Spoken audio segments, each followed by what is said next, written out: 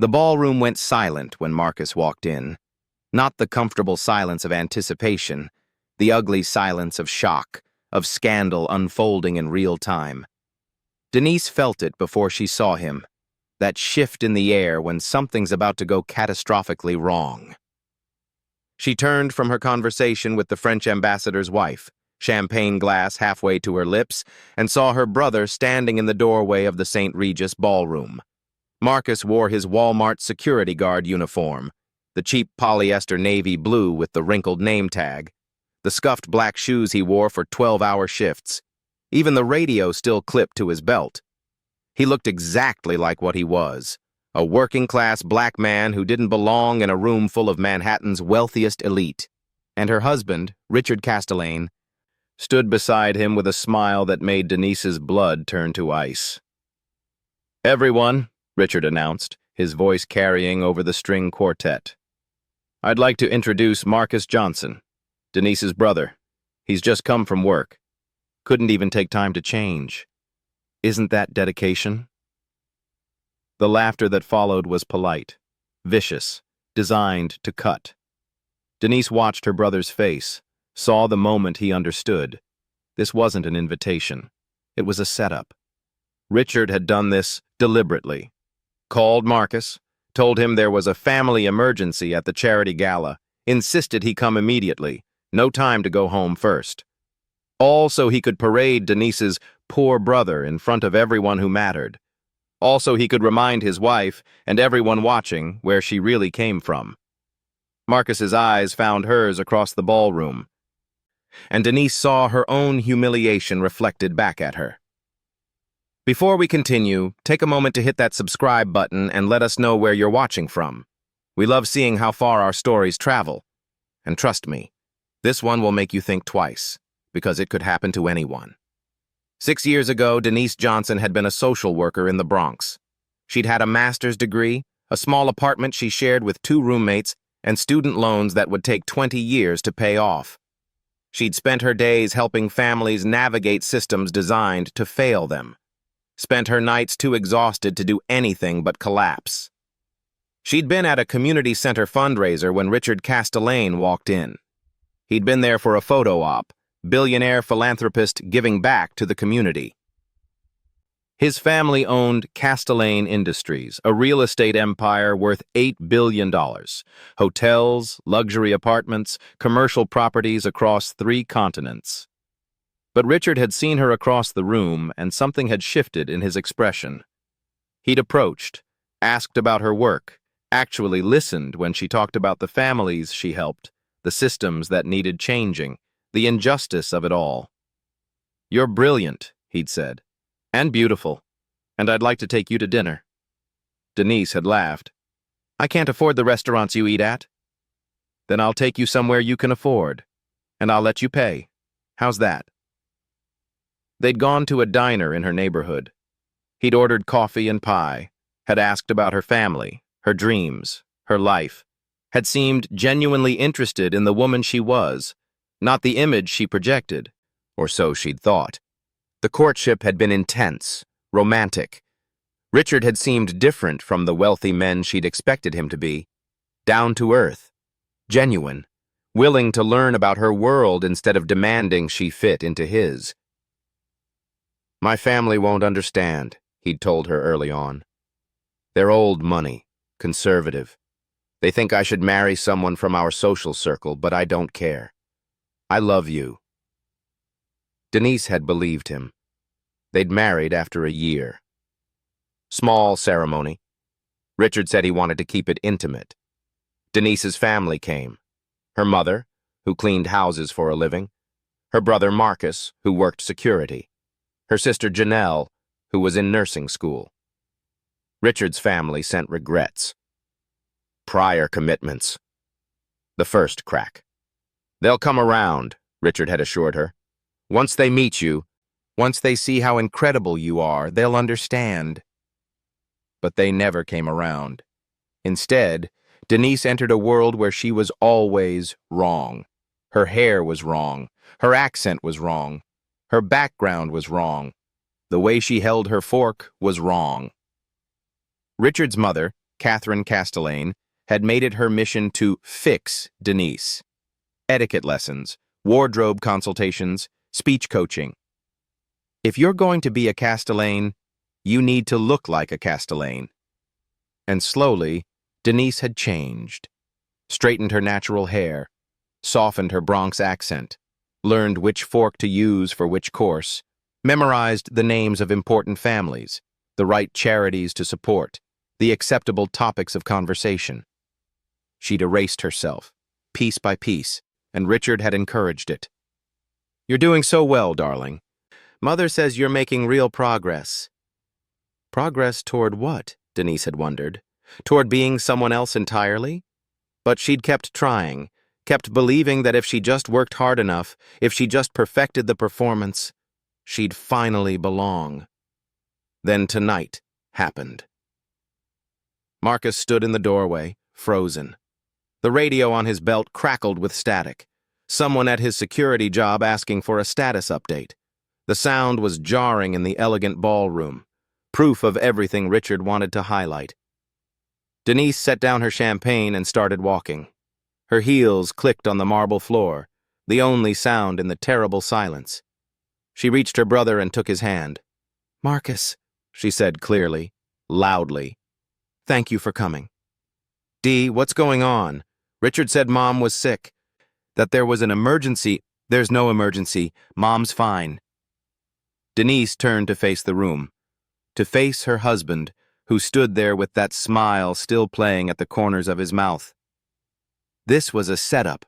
Richard wanted to humiliate me by reminding everyone here where I come from. Gasps rippled through the crowd. Richard's smile faltered. "Darling, you're making a scene." "Good. Let's make a scene." Denise's voice was steady despite the tears threatening to fall. "For 6 years, I've pretended to be someone I'm not. I've erased my accent, changed my hair, memorized your rules, played your games. I've smiled through your mother's insults and your friends' condescension. I've made myself smaller and smaller until I barely recognize the woman in the mirror." She looked at Marcus, at his uniform, at his confused, hurt face. "Marcus works 60 hours a week. He supports our mother. He's putting himself through night school to get his degree. He's one of the most honorable men I know." Her voice cracked. "And my husband brought him here in his work uniform to embarrass me, to remind everyone that I'm not one of you, that I never will be." The ballroom was dead silent now. Catherine Castellane stood near the front, her face white. "Denise, this is highly inappropriate." "You want to talk about inappropriate, Catherine?" Denise turned to her mother-in-law. "How about the time you asked if my family knew how to use silverware? Or when you suggested I was probably only after Richard's money? Or last month when you told me I should be grateful your son rescued me from poverty?" Catherine's mouth opened and closed like a fish. Denise looked back at Richard. "I loved you. I thought you loved me. But you don't love me. You love the idea of me, the charity case you saved, the social worker you could show off to prove how progressive you are. But the moment I couldn't be erased completely, the moment my real family became visible," she gestured to Marcus, "you used them as weapons against me." "Denise, you're overreacting." "Am I?" She pulled off her wedding ring, a massive diamond that had always felt like a shackle, set it on the nearest table. "I'm done, Richard. Done pretending, done erasing myself, done performing for people who will never accept me." She took Marcus's hand again. "Let's go."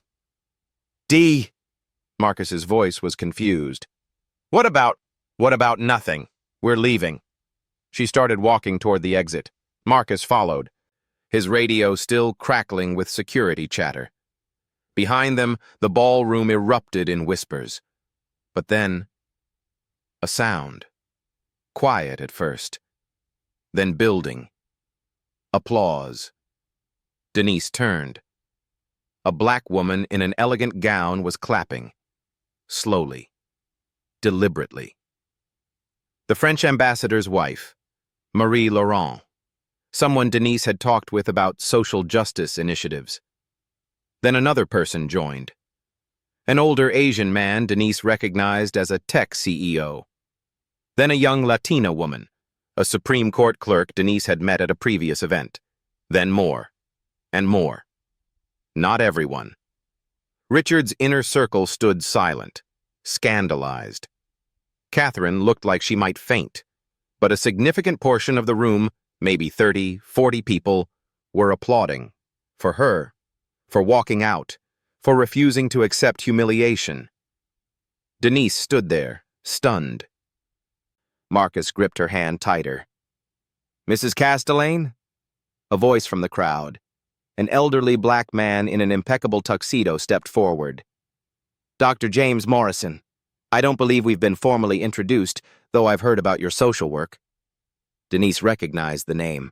Morrison was a legendary civil rights attorney, a living icon. "I just want you to know," Dr. Morrison continued, his voice carrying through the ballroom, "what you just did took more courage than anything I've seen in this room in 40 years. Walking away from power, from money, from status, because you refuse to be diminished. That's revolutionary." He bowed his head, actually bowed, to her. Then others started bowing too. The people who'd been applauding, nodding their heads in respect, in recognition. Denise felt tears spill down her cheeks. "Come on," Marcus whispered. "Let's go before this gets weirder." She nodded, turned toward the exit. But before she left, she looked back one more time at Richard. He stood there, surrounded by his silent, scandalized family and friends, looking smaller than she'd ever seen him. And Denise realized something. She wasn't the one who should be embarrassed. He was. Outside the St. Regis, the November air was cold and sharp. Denise stood on the sidewalk in her designer gown, a dress that cost more than Marcus made in 3 months, and started laughing. "Dee?" Marcus looked at her like she'd lost her mind. "Are you okay?" "I don't know." She laughed harder. "I just walked out on my billionaire husband in front of Manhattan's elite. I have no money. Everything's in his accounts. No job. I quit social work when we got married. Nowhere to live. The penthouse is his." She wiped tears from her eyes. "I'm completely screwed." "You can stay with me," Marcus said immediately. "It's not fancy. It's a studio in Washington Heights, but it's yours if you need it." Denise looked at her brother, at his cheap uniform and his kind eyes and his absolute unconditional support. "I'm sorry," she whispered. "I'm so sorry he used you like that. I should have seen it coming. I should have protected you." "Dee, stop." Marcus pulled her into a hug. "You just stood up to a billionaire in front of everyone who matters to him. You defended me. You defended yourself. You were incredible. I was terrified. Courage isn't not being scared. It's being scared and doing it anyway." He stepped back. "Now come on. Let's get you out of this ridiculous dress and into some real clothes.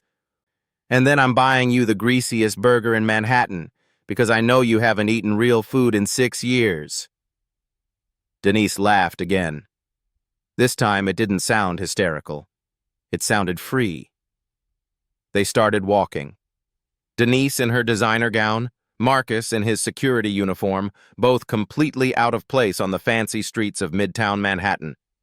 But for the first time in 6 years, Denise didn't care about fitting in. She'd tried that. It had nearly destroyed her. Now she was going to try something different. Being herself. Whatever that cost. Back in the ballroom, Richard stood frozen.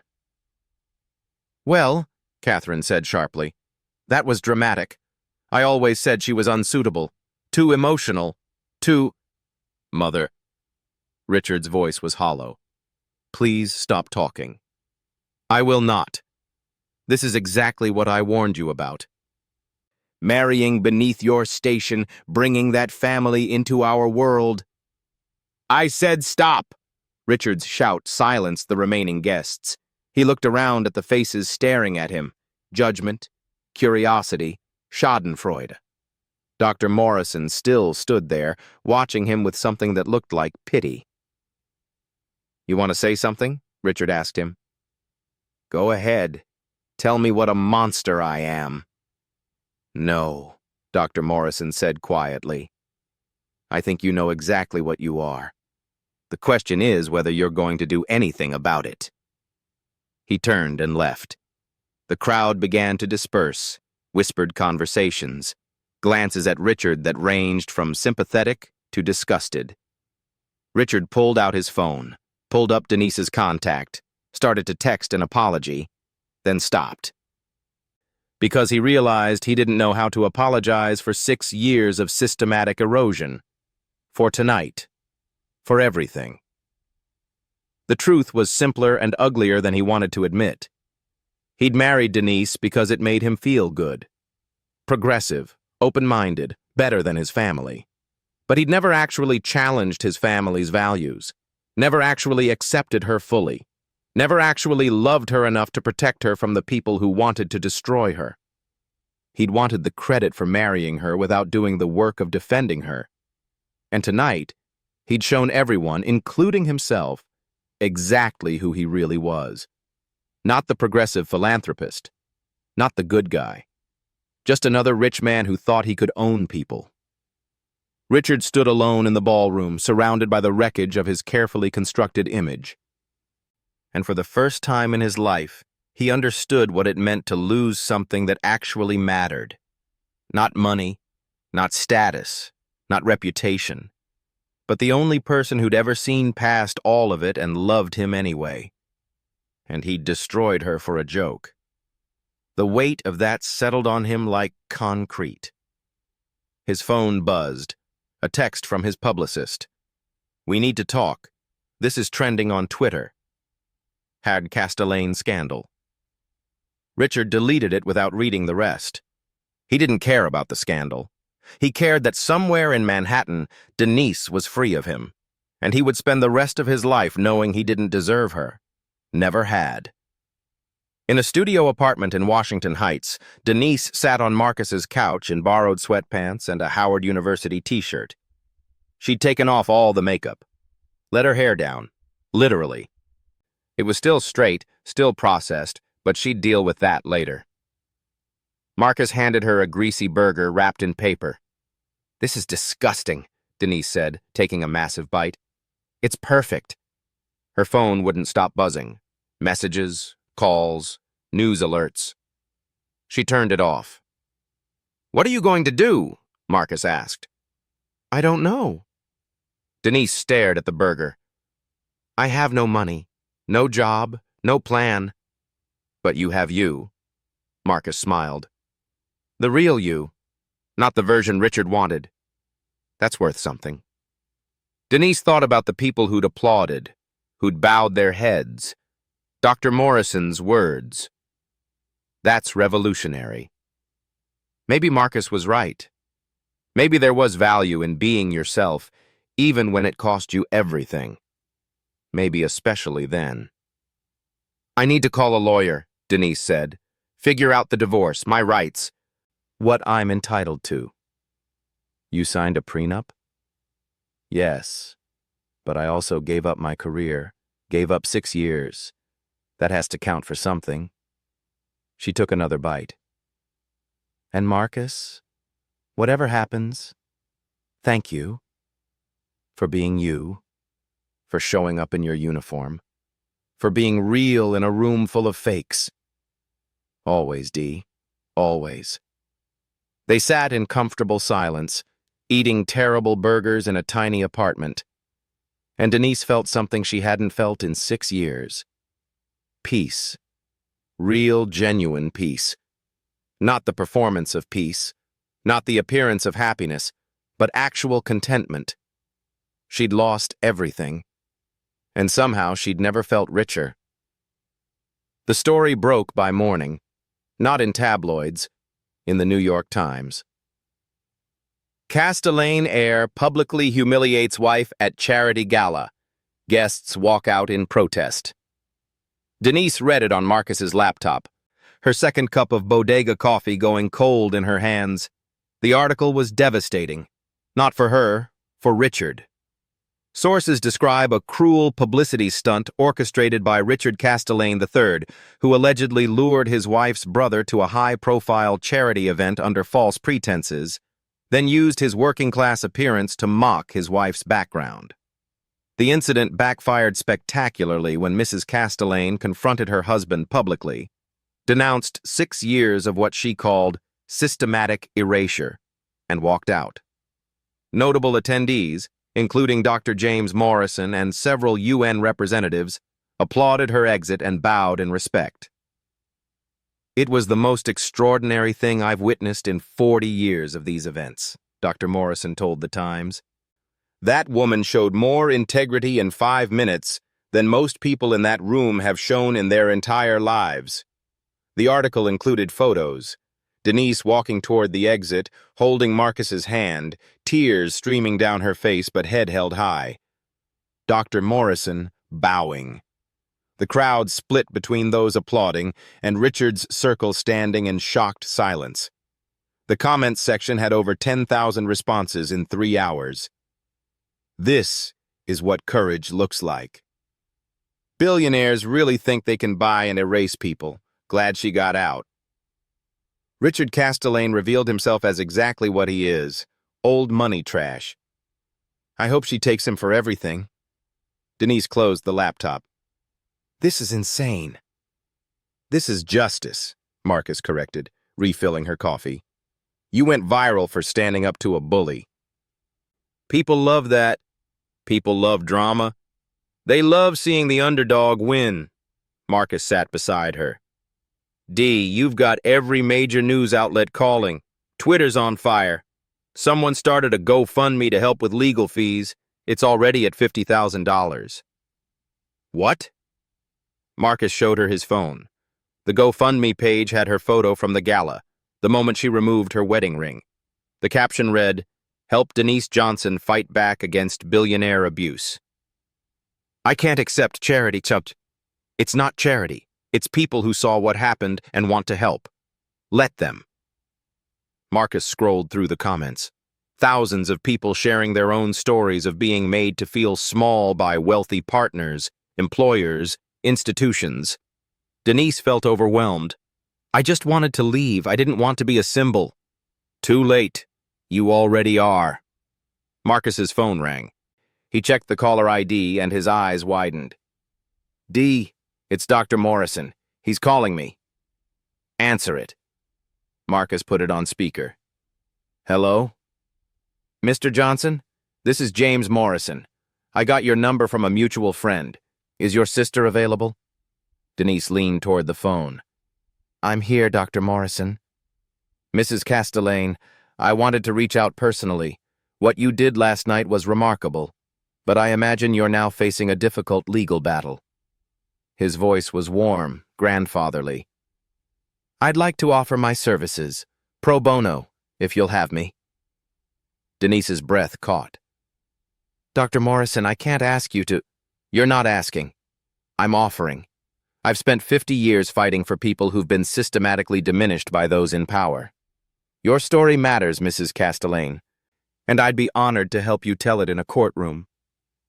Tears spilled down Denise's cheeks. Why?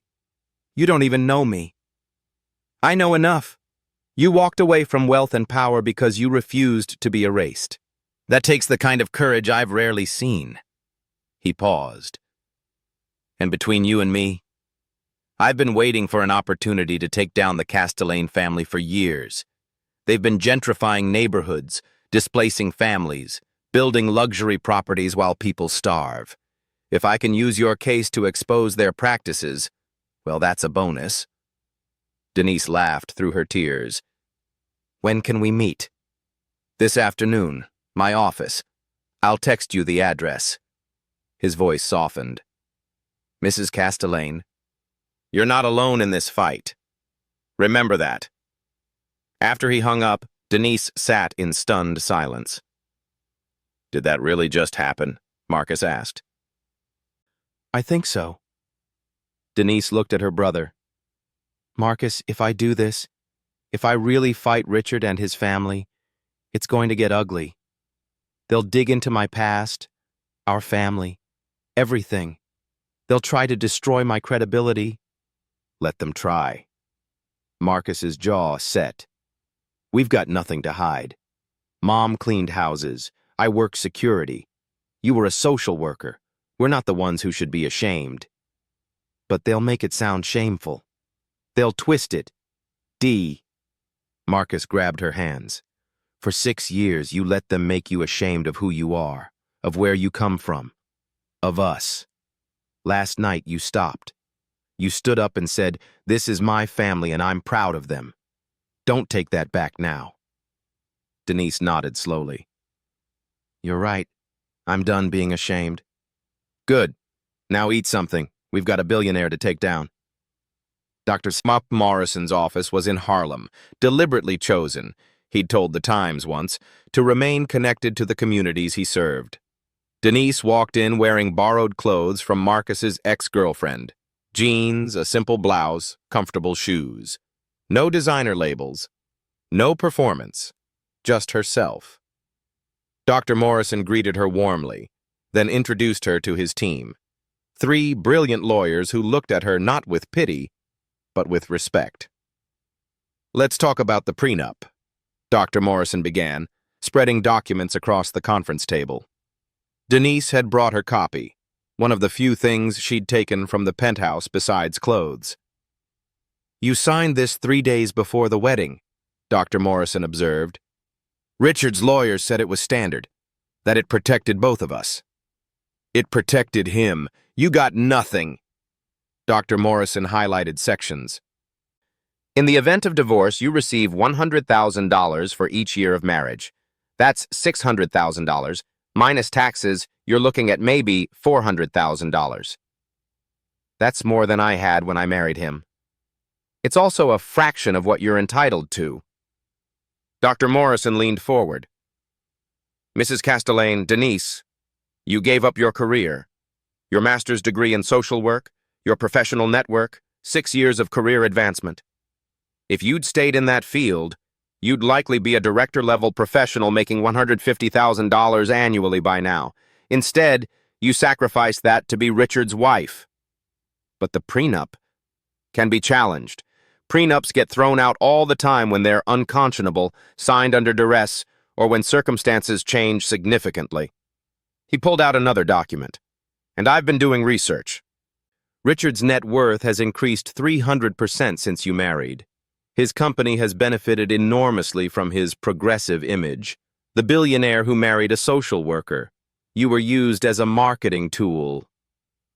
One of the other lawyers, a sharp-eyed woman named Alicia Kim, spoke up.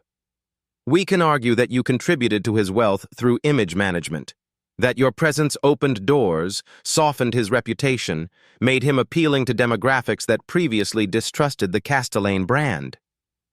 You're saying I was his diversity hire, Denise said flatly. In a manner of speaking, yes. Alicia didn't sugarcoat it. And if we can prove that, which we can, using marketing materials, press coverage, company earnings, then we can argue you deserve a significant portion of the wealth accumulated during your marriage. How significant? Dr. Morrison smiled. I'm thinking 30%, which given Richard's current net worth of approximately $3 billion personal fortune, would be $900 million. Denise choked on her water. $900 million? You sacrificed your career, your identity, your mental health. You were publicly humiliated. You were systematically erased. Dr. Morrison's voice was steel. Yes, Mrs. Castellane. I think $900 million is fair compensation. Denise sat back, mind reeling. He'll fight this. His family will destroy me. They'll try, which is why we're going to move fast. Dr. Morrison pulled out a timeline. We file for divorce today. We include a public statement about the abuse, not physical, but psychological and emotional. We request forensic accounting of all Castellane business dealings during your marriage, and we make it very, very public. Why public? Because right now, public opinion is on your side. The video from the gala has been viewed 50 million times. Had I stand, with Denise is trending. If we file quietly, the Castellanes will use their connections to bury you in legal motions for years. But if we file publicly, if we make this a referendum on how billionaires treat their spouses, he smiled. They'll have to settle, because a prolonged public trial will cost them more in reputation than money. This feels like warfare. It is warfare. They fired the first shot when Richard humiliated you. We're just returning fire. Dr. Morrison's expression softened. But Denise, you need to understand, this will get brutal. They'll attack your character, your family, your motives. They'll call you a gold digger, opportunist, liar. Are you prepared for that? Denise thought about 6 years of making herself smaller. 6 years of apologizing for existing. 6 years of watching her brother work himself to exhaustion while her husband spent more on a watch than Marcus made in a year. Yes, she said firmly. I'm prepared. Then let's begin. The divorce filing made the news within an hour. Denise Johnson files for divorce, seeks $900 million, cites systematic psychological abuse. The statement Dr. Morrison had prepared was released simultaneously. For 6 years, I tried to be the wife Richard Castelain wanted. I changed my appearance, my speech, my identity.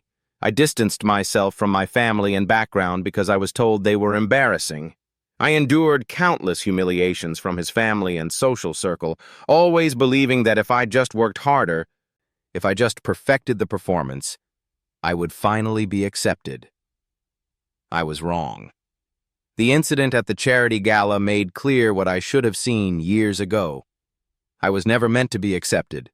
I was meant to be a trophy, proof of Richard's progressivism, a prop in his carefully constructed image. I am done performing. I am done apologizing for who I am and where I come from.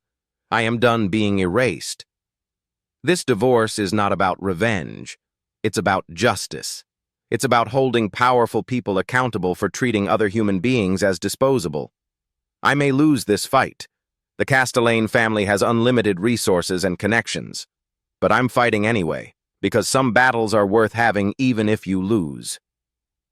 The response was immediate and overwhelming. Social media exploded with support. #IStandWith. Denise trended worldwide. Celebrities weighed in. Think pieces were published.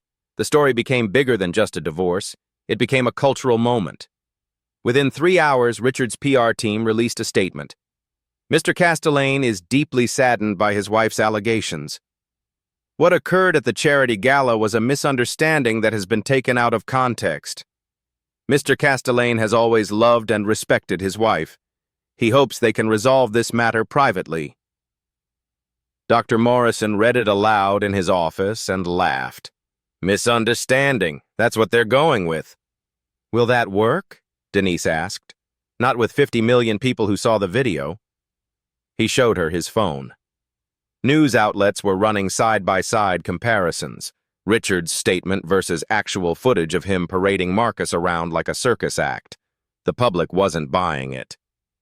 By evening, sponsors started pulling out of Castelain Industries events. 3 board members requested emergency meetings.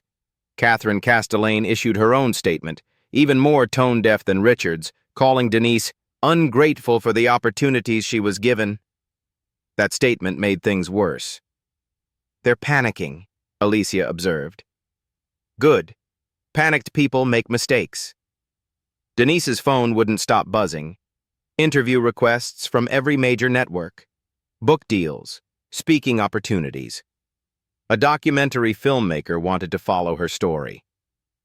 This is overwhelming, Denise admitted. Then take a breath, Dr. Morrison advised. You don't have to respond to everything. In fact, I'd recommend strategic silence for now. Let them spiral. Let the public support build. We'll speak when we're ready. On our terms. When will that be? when Richard makes his next move. And trust me." Dr. Morrison's smile was sharp. "He will." That night, Denise sat on Marcus's couch, scrolling through messages of support from strangers, women who'd been in similar situations, people who'd felt erased by wealthy partners, employers, institutions. Her story had touched something raw and real. One message stood out, from a young black woman named Jasmine. "I'm 23. I just got accepted to grad school, but my boyfriend, who's white and wealthy, keeps saying I should focus on supporting him instead of my own career. Your story made me realize I don't have to choose him over me. Thank you for showing me it's possible to walk away." Denise read it 3 times, tears streaming down her face. "Dee?" Marcus found her crying. "What's wrong?" "Nothing's wrong." She showed him the message. "This is why it matters. Not the money, not the revenge. This. Showing other people they don't have to accept being erased." Marcus smiled. "You're becoming a hero." "I'm just being honest." "That's what makes you a hero." Denise's phone rang. Unknown number. She almost didn't answer, but something made her pick up. "Denise?" A woman's voice. Familiar.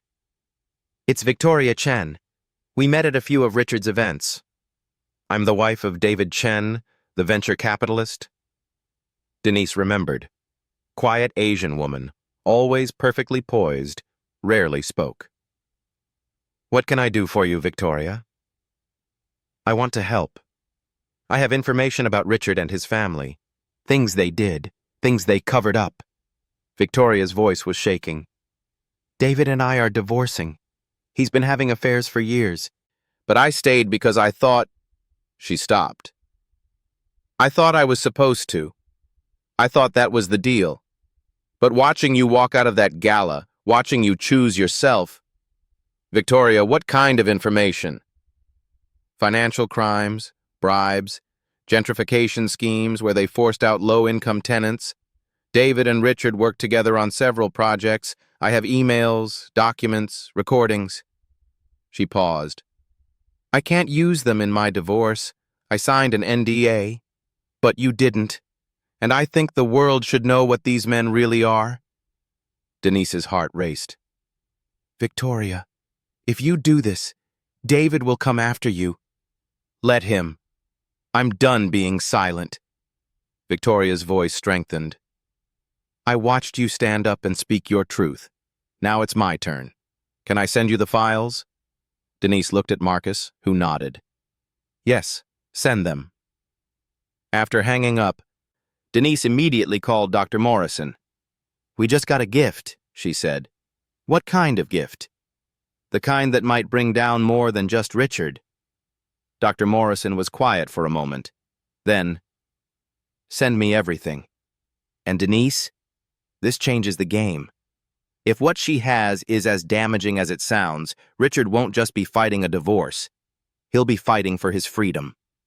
"Good," Denise said, and meant it. At the Castellane estate in Connecticut, Richard sat alone in his study. His phone was off. His lawyers had called 17 times. His mother had shown up in person and he'd refused to see her. On his desk sat a photograph from his wedding. Denise laughing, radiant, looking at him like he was everything. He'd loved her. Really loved her. At least, he thought he had. But somewhere along the way, he'd started listening to his mother. Started believing that Denise needed to be fixed. Started treating her like a project instead of a partner. And now, she was gone. Not just gone. She was fighting back. And winning. The public loved her, hated him. His business was hemorrhaging value. His reputation was destroyed. All because he'd thought it would be funny to humiliate her one more time. Richard picked up his phone, pulled up Denise's number, typed a message. "I'm sorry.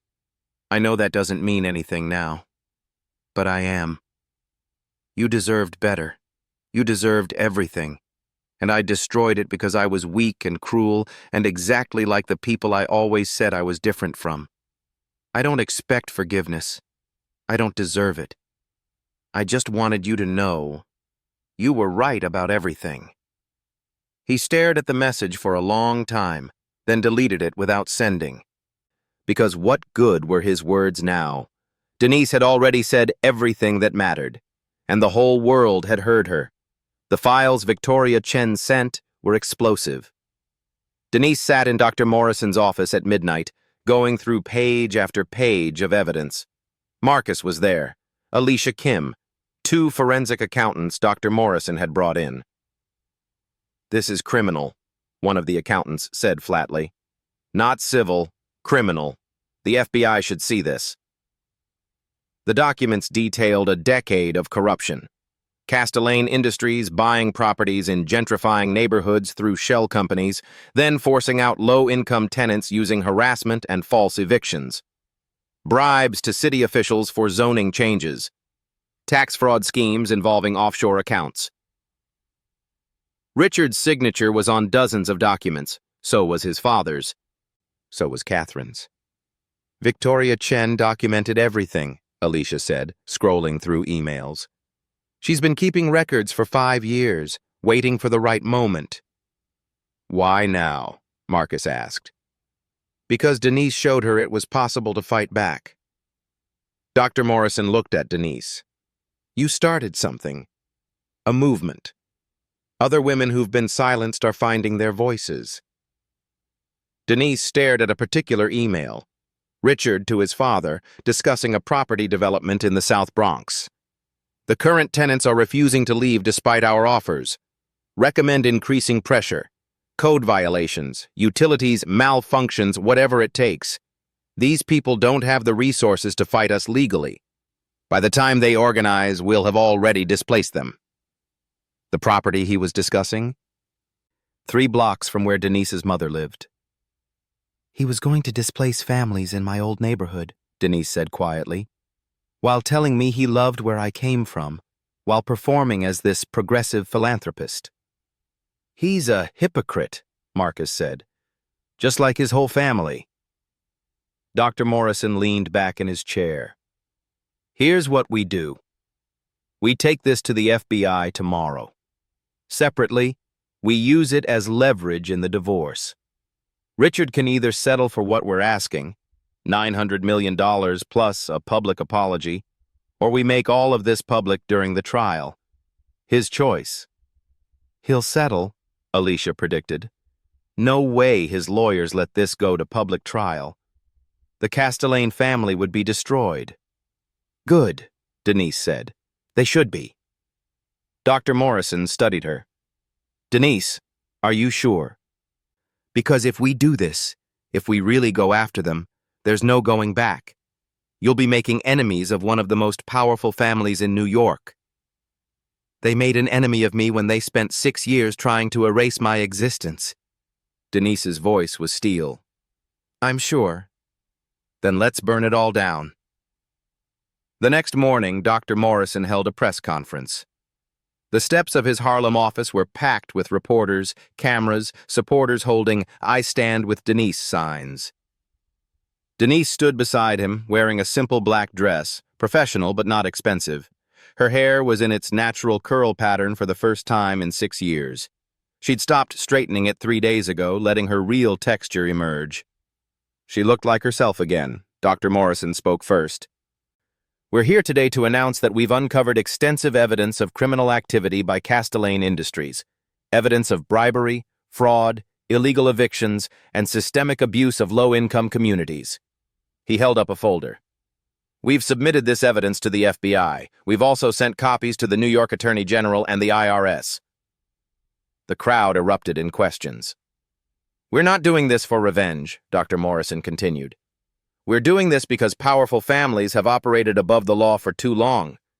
Because they've destroyed communities and displaced families while hiding behind philanthropy and progressive branding. Because someone needs to hold them accountable." He stepped aside. "Mrs. Castellane would like to say a few words." Denise approached the microphone. Her hands shook slightly, but her voice was steady. 6 years ago, I fell in love with a man who said he wanted to change the world, who said he was different from his family, who promised to be a partner in making things better. She paused. I believed him. And slowly he convinced me that in order to help him change the world, I needed to change myself, change my hair, my speech, my connections to my community, my identity. The cameras flashed. The crowd was silent. I changed everything. And it still wasn't enough. Because the truth is, Richard and his family never wanted to change the world. They wanted to control it. They wanted to look progressive while profiting from the same systems of oppression they claimed to oppose. Denise pulled out a document. This is an email from my husband discussing how to force low-income families out of their homes in the South Bronx. Families like mine. Families like the ones I used to help as a social worker. He was actively working to displace them while telling me he supported my values. She looked directly at the camera. I'm not just fighting for my divorce settlement. I'm fighting for every family the Castellanes have hurt. Every community they've destroyed. Every person they've erased in pursuit of profit.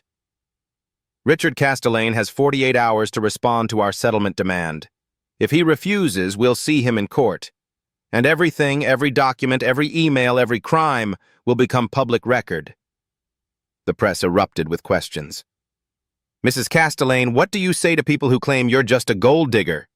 Denise smiled. I say I already turned down gold. I turned down the performance of wealth. I turned down the life I could have had if I'd just stayed quiet and accepted being erased. What I'm asking for now isn't gold. It's justice. There's a difference. What will you do with $900 million if you win? When I win, Denise corrected, I'm establishing a foundation for families fighting displacement, for women escaping controlling relationships, for social workers who need resources to do their jobs. She paused. I'm taking Castellane money and using it to undo Castellane damage. That's justice. One last question. Do you regret marrying Richard? Denise considered this carefully. I regret losing myself. I regret the 6 years I spent trying to be someone I'm not. But I don't regret the journey, because it brought me here. It woke me up. And maybe, she looked at the crowd of supporters, maybe my story will wake up other people too. The press conference ended. As Denise walked back inside, people in the crowd started chanting, Denise! Denise! Denise! Marcus was waiting with tears in his eyes. Dee, that was incredible. That was terrifying. Same thing. He hugged her. I'm so proud of you. Richard watched the press conference from his lawyer's office. His lead counsel, Gerald Whitmore, turned off the television. She just declared war. She already declared war. This is her winning it. Richard slumped in his chair. How bad is it? Catastrophic. The FBI is opening an investigation. The IRS is auditing the company. 3 major investors have already pulled out. Your stock price has dropped 40% in 2 days. Gerald pulled out a settlement proposal. Richard, you need to settle. Take the $900 million hit. Issue the public apology. Walk away. If this goes to trial, I'll go to prison. You, your father, possibly your mother. The evidence is overwhelming. Gerald leaned forward. I know this is difficult, but Denise has you cornered. She has the evidence, the public support, and a legal team that's out for blood. You can't win this. What about attacking her credibility, her motives? We tried. The public doesn't care. They see you as a billionaire bully and her as a victim fighting back. Every attack we make backfires. Gerald's voice softened. Richard, she was your wife. She loved you. And you humiliated her publicly. There's no spinning that into something sympathetic. Richard was silent for a long moment. What does she want besides money? A public apology, admission that you used her. that you tried to erase her identity, that you systematically undermined her self-worth. Gerald slid the document across the table. It's humiliating, but it's better than prison. Richard read the proposed apology. Every word was a knife. I used Denise as a prop in my carefully constructed progressive image. I systematically attempted to erase her identity, her background, her family. I treated her as less than human, as a project to be fixed rather than a partner to be respected. It was all true. Every word. If I sign this, if I admit all of this, my reputation is destroyed forever. Your reputation is already destroyed. This just makes it official. Gerald paused. But Richard, she's giving you a chance to tell the truth, to own what you did. That's more mercy than you showed her. Richard thought about Denise walking out of the gala, about the way she'd looked at him, not with hate, but with disappointment, like he'd failed some fundamental test of humanity. He had failed. I'll sign it, he said quietly. All of it. The settlement. The apology. Everything. You're sure? I'm sure. Richard picked up a pen. Schedule a press conference for tomorrow. I'll read the apology myself. No lawyers, no PR spin. Just me, admitting what I did. Gerald looked surprised. That's not what I expected. Yeah, well, Richard signed the documents. Denise was right about me, about everything. The least I can do is stop lying about it. The next evening, Richard stood in front of cameras for the first time in a week. He looked terrible, exhausted, aged. The charming billionaire air was gone, replaced by someone broken. I'm here to read a statement, he began. His voice was hoarse. No questions after. I don't deserve the opportunity to explain or defend myself. He unfolded the paper with shaking hands. 6 years ago, I married Denise Johnson. She was brilliant, compassionate, and committed to helping people. I told myself I loved those qualities.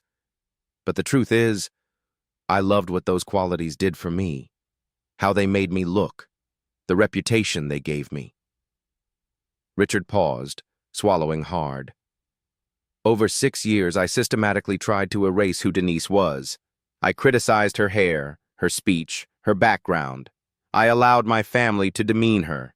I encouraged her to distance herself from the people she loved.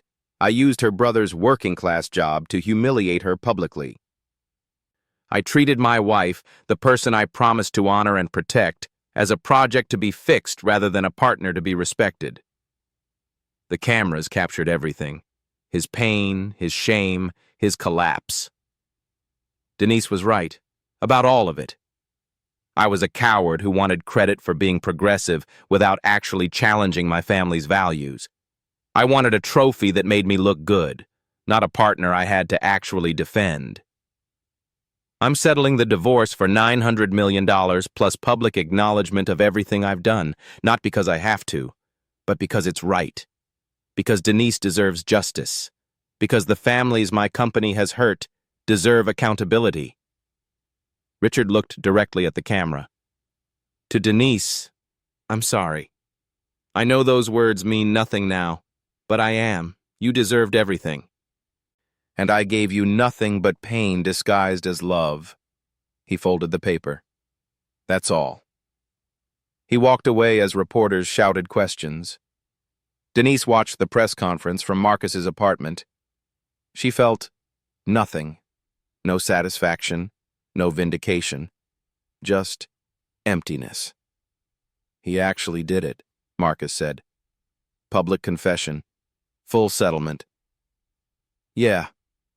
Denise stared at the frozen image of Richard's devastated face on the screen. He did. How do you feel? Tired. Denise turned off the TV. I feel tired, Marcus. I spent 6 years in that marriage. I just spent 2 weeks fighting to escape it. And now it's over, and I don't feel anything except exhausted. That's normal. You've been in survival mode. I thought I'd feel triumphant, victorious, but I just feel sad. Sad that it came to this. Sad that he never actually saw me until I was leaving. She wiped her eyes. Is that stupid? No. It's human. Marcus sat beside her. You loved him. That doesn't just disappear because he hurt you. I don't love him anymore, but I loved who I thought he was, and mourning that person, that version of him that never existed, that's okay, right? That's completely okay. Denise's phone buzzed. Dr. Morrison. The settlement is finalized, he said when she answered. Wire transfer processes tomorrow. $900 million minus legal fees and taxes. You're looking at approximately $650 million. Congratulations, Denise. You won. Thank you, Dr. Morrison, for everything. Thank you for showing people what courage looks like. He paused. What's next for you? Denise looked around Marcus's tiny apartment, at the life she'd returned to, at the person she'd rediscovered. I don't know yet, but I'm going to figure it out as myself, not as someone's wife, not as someone's project, just as me. That sounds perfect. 6 months later. The Johnson Family Foundation held its opening ceremony in the South Bronx. The building had been a Castellane Industries property, one of the ones slated for luxury development. Denise had bought it with settlement money and converted it into a community center. Free legal aid for families facing eviction, mental health services, career counseling, everything she'd wished existed when she was a social worker. This is incredible, Dee, Marcus said, looking around at the crowd of community members, local politicians, and media. This is justice, Denise corrected, taking Castellane money and using it to help the communities they tried to destroy. That's justice. Dr. Morrison approached, smiling. Beautiful work, Denise. You should be proud. I am. For the first time in a long time, I'm proud of what I'm building. She looked at the families gathering for the ceremony. This matters more than anything I did as Richard's wife. You're inspiring a lot of people. I've had a dozen women reach out asking about divorcing powerful spouses. They all mention your story. Good. I hope they fight. I hope they win. Denise smiled. And I hope they build something better with what they take. The ceremony began. Denise gave a speech about second chances, about rebuilding, about refusing to let powerful people define your worth. The crowd applauded, not with the shocked drama of the gala, but with genuine warmth and appreciation. After, a young black woman approached Denise nervously. Ms. Johnson? Just Denise. I'm Jasmine. I wrote to you a few months ago about my boyfriend who wanted me to give up grad school. Denise remembered. Did you go? To grad school? Yes. I broke up with him and enrolled. I start in the fall. Jasmine's eyes filled with tears. I just wanted to thank you for showing me I didn't have to choose him over me. Denise hugged her. You didn't need me to show you that. You already knew. You just needed permission to believe it. Maybe. But you gave me that permission. Jasmine stepped back. Thank you. After she left, Denise stood in the community center, her community center, and felt something she hadn't felt in years. Complete. Not because of money, not because of revenge, not because of Richard's public confession, but because she'd taken the worst thing that ever happened to her and transformed it into something that helped others. That was victory. That was power. That was freedom. Across town, Richard sat in a modest apartment in Queens. No penthouse, no estate. His family had disowned him after the settlement and criminal charges. Most of his former friends had ghosted him. He'd been forced to liquidate most assets to cover legal fees and fines. He worked now, actually worked, as a consultant for a non-profit helping formerly incarcerated people re-enter society. It was humbling, hard, nothing like his old life. But it was real. He'd spent 6 months in therapy, unpacking his privilege, his cruelty, his systematic failure to see Denise as fully human. The work was painful, necessary. His phone buzzed. A news alert about Denise's community center opening. He looked at the photos.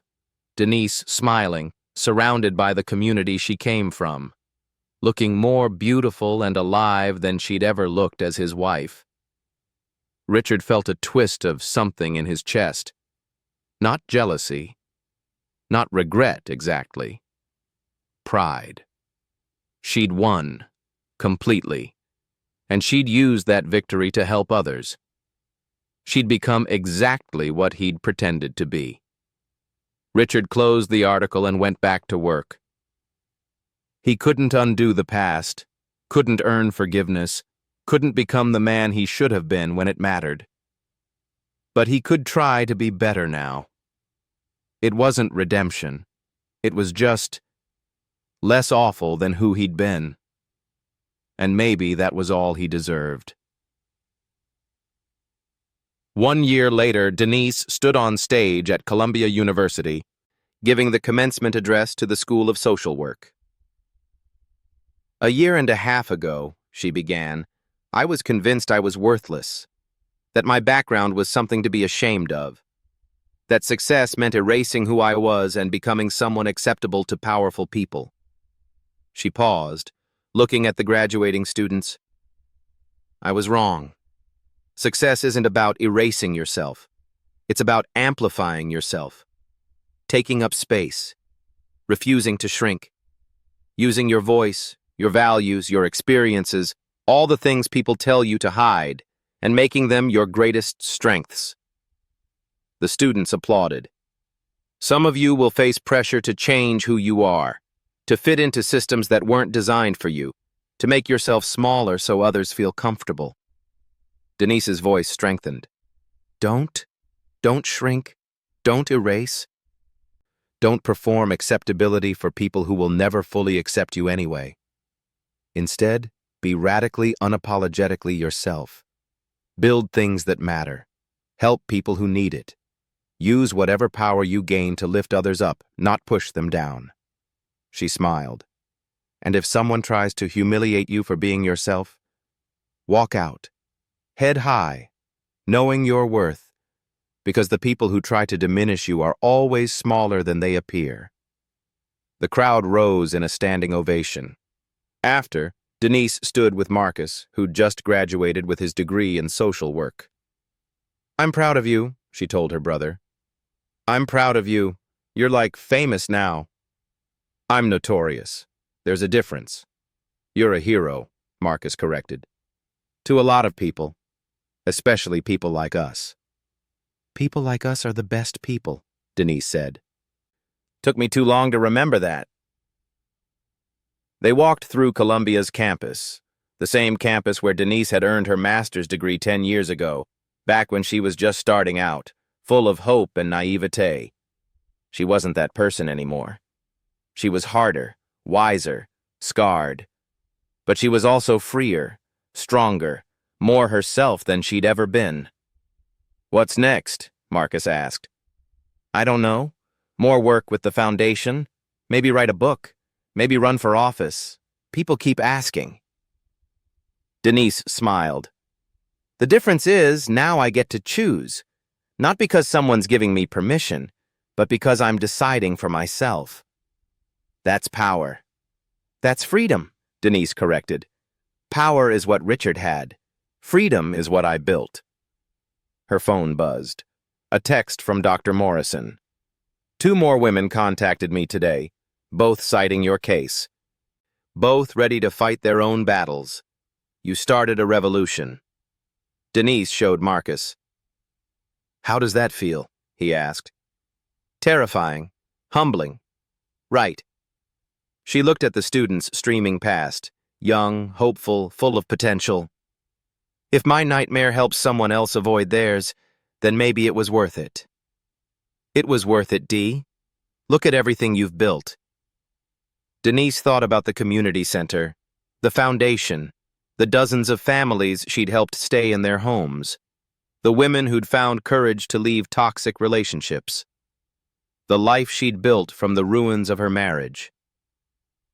Yeah, she said softly. It was worth it. 5 years later, the documentary about Denise's story premiered at Sundance. Erased, one woman's fight against billionaire abuse, was the most talked about film at the festival. It told the complete story, the marriage, the systematic erasure, the humiliation, the fight, the victory, the foundation she built after. Denise attended the premiere with Marcus, her mother, and her sister Janelle, who was now a nurse practitioner. Watching her life played out on screen was surreal, painful, but also validating. Because it wasn't just her story anymore. It was a story about power, about identity, about refusing to be erased. After the screening during the Q&A, a young woman stood up. Ms. Johnson, at what point did you know you had to leave? Denise thought about this. I think I knew for a long time. But there's knowing, and there's being ready. I became ready when I realized I was teaching other people, through my silence, through my acceptance, that it was okay to be treated that way.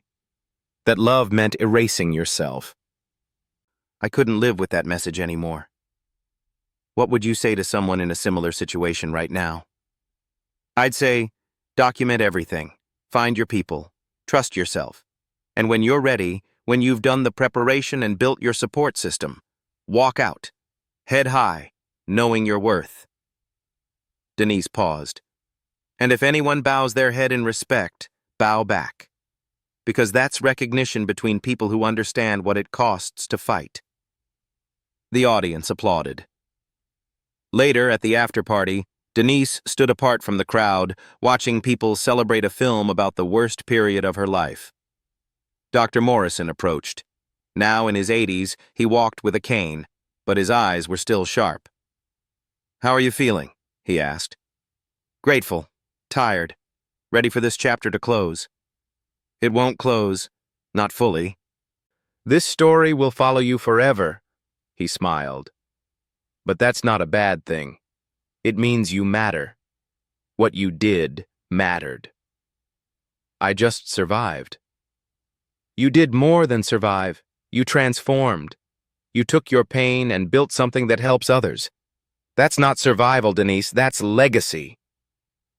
Denise looked around the room, at the filmmakers, the journalists, the activists who'd been inspired by her story. I never wanted to be famous, she said. Famous isn't the same as important. You're important. To the people you've helped. To the women you've inspired. To the movements you've strengthened. Dr. Morrison squeezed her shoulder. Be proud, Denise. You earned it. That night, Denise stood on the balcony of her hotel room, looking at the mountains surrounding Park City. She thought about the woman she'd been 6 years ago. Terrified. Broken. Convinced she was nothing without Richard's approval. That woman was gone. In her place stood someone who'd fought a billionaire and won, who'd built a foundation that helped thousands, who'd inspired a documentary, a movement, countless other women to find their own courage. She thought about the moment in the ballroom when Dr. Morrison had bowed his head, when others had followed, when she'd realized that walking away wasn't weakness, it was power. She thought about Marcus in his security uniform, confused and hurt, but standing beside her anyway. She thought about every moment of pain that had brought her here. And she realized something. She wouldn't change it. Not the marriage, not the humiliation, not the fight. Because all of it, every painful moment, had forged her into someone who could help others, someone who refused to accept erasure. someone who built power instead of just taking it. Her phone buzzed. A text from Jasmine, the young woman from the community center opening, now finishing her doctorate. Just successfully defended my dissertation. Thought you should know. Thank you for showing me I could. Denise smiled and texted back, You showed yourself. I just held up a mirror. Proud of you. She put the phone away and took a deep breath of cold mountain air.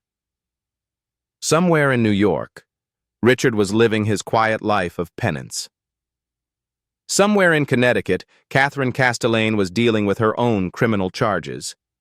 And here, in Park City, Denise Johnson stood free, complete, unashamed. Not as someone's wife, not as someone's project, just as herself. And that, more than any settlement, any documentary, any public vindication, was the real victory. She'd taken back her name, her identity, her power. And she'd used it to build something that mattered. That was legacy. That was justice. That was freedom. Denise Johnson was sworn in as a New York State Senator on a cold January morning.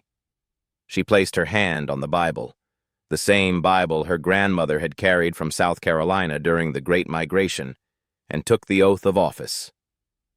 Marcus stood in the crowd, beaming. Their mother, now in her 70s, cried happy tears. Janelle held her children, teaching them about this moment they'd remember forever. And scattered throughout the audience were the hundreds of people Denise had helped over the years. Families saved from eviction, women who'd escaped controlling relationships, young people who'd received scholarships, communities that had been protected from displacement. After the ceremony, Denise gave her first speech as Senator Johnson. 10 years ago, I was told I was nothing, that my background was shameful, that my family was an embarrassment, that I needed to erase myself to deserve a place at the table. She paused, looking at the faces watching her. Today, I stand here as Senator Johnson, representing the communities I come from, the working-class families, the social workers and security guards and nurses and teachers, the people who've been told they're not enough. I'm here to say, you are enough. You always were. And I'm going to spend every day in this office fighting for you. Not because you need saving, but because you deserve a system that works for you instead of against you. The chamber erupted in applause, and in that moment, standing in the New York State Senate, surrounded by people who saw her, really saw her, and valued her for exactly who she was, Denise understood something profound. The billionaire who'd tried to humiliate her had actually set her free. Because in that ballroom 6 years ago, when everyone bowed their heads, they weren't bowing to who she'd pretended to be. They were bowing to who she'd always been.